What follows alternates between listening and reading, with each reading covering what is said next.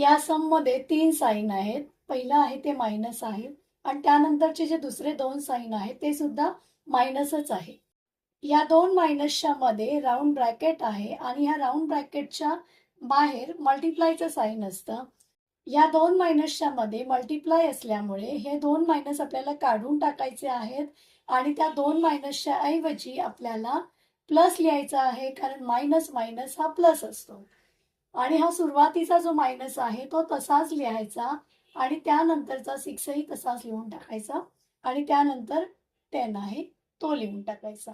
आता ह्या स्टेपमध्ये आपल्याला 2 साइन दिसतात. एक दिसतंय मायनस जे सुरुवातीला आहे आणि त्यानंतर प्लसचं साइन दिसतंय. एक प्लस आणि एक मायनस असेल तर दोन्ही नंबरमध्ये मायनसच करायचा असतो. 10 हा ग्रेटर नंबर आहे, त्यामुळे आपण 10 मधून 6 मायनस करूया. आन्सर येईल 4.